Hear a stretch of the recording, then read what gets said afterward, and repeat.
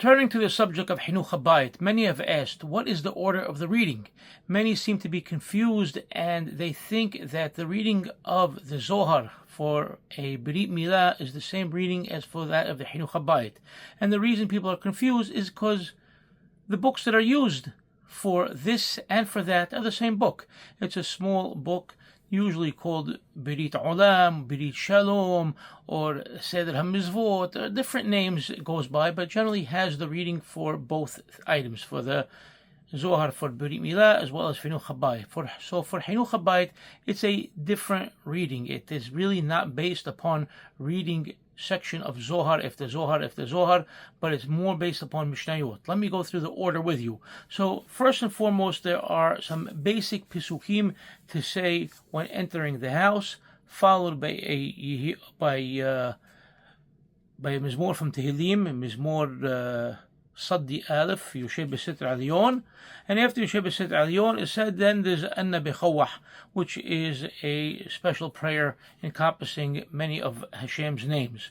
Following that, immediately you jump into the traditional reading of the Hirason, which is a prayer for the members of the household.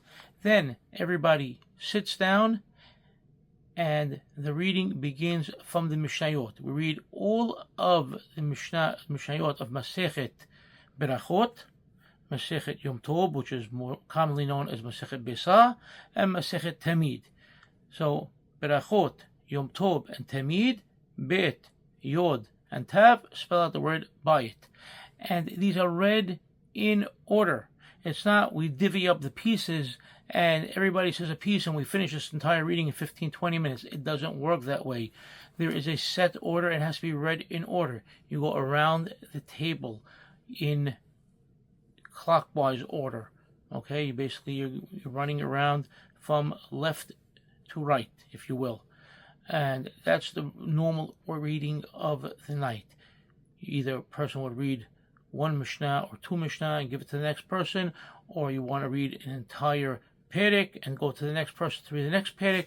Whatever is chosen or based upon the reading capabilities of the people involved, that's what is done. But it is not broken up beforehand. Okay, you read page 1 to 10, and you reach page 10 to 20, you read page 20 to 30, and we finish it all in a few minutes. Rather, we go around and read it in order, everybody listening and paying attention. So after we read all these Masechtot, the three Masechtot of Mishnayot, Berachot, and Yom Tov, and Tamid, then we read two small sections of Zohar, about a page or two each. After those two small sections of Zohar, there is a even smaller section of Gemara that is read. After that small section of Gemara, then we go into Rambam, into Maimonides, and there's a section read from Hilchot De'ot, from the laws of knowledge, if you will, followed by Hilchot Bet HaBechira, the laws of the Bet HaMikdash. After all this reading is done, the preliminary Pesukim and Mizmor Tehillim and Anna B'Chawah, and all of the three Masechtot of Mishnah, and the Zohar, and the Gemara, and the sections of Rambam, then we automatically jump. From that section we go to the applying of the mezuzah. There is, the homeowner comes, his special prayer is said prior to placing the mezuzah on the main doorway, usually the main doorway. It could be a different doorway if that's what the homeowner has decided to, to place the mezuzah that night or that day, depending on when they're doing Hinukh Habayit. He says a beracha of Ligboa mezuzah before affixing the mezuzah to the doorpost. Then the beracha of Shehayanu is said. Now, technically, it's a new house, and you have new furnishings in the home as well. So beracha of Shehayanu is appropriate. According to Shulchan Aruch, in Siman Resh Kav Gimel, Sa'if Gimel, Kana Bayit Hadash or Bana Bayit Hadash, Barech Shehayanu, and that's the law.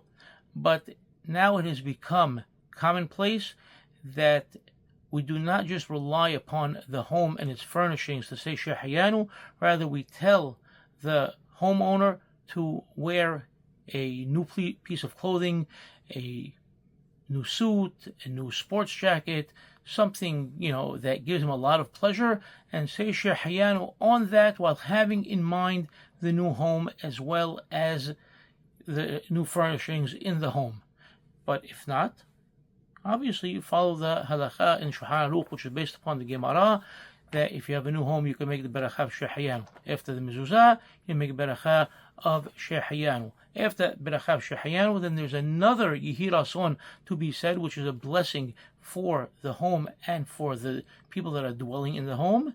After that, Rabbi Hananiah and Kaddish al Yisrael are said, and after that, singing is done. The primary pizmon for a new home is called Habayit Ze Veyoshbehu. And after that, other pizmonim can be sung. A Seudah is brought forth afterwards, a festive meal, and that basically concludes the order of Hinukh Habayit. Now, some people have asked me, a home is very expensive today, and many people rent. They get married and they rent a home or an apartment or a condo for a year, 2 years, 3 years, 4 years, etc. Is there nothing to be said? Yes, there definitely is something to be said.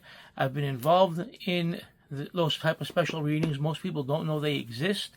It's not well publicized. It doesn't appear in the regular normal books. It is something set apart for us by Hacham Yishak Alfiya, as we've mentioned again in episode 299.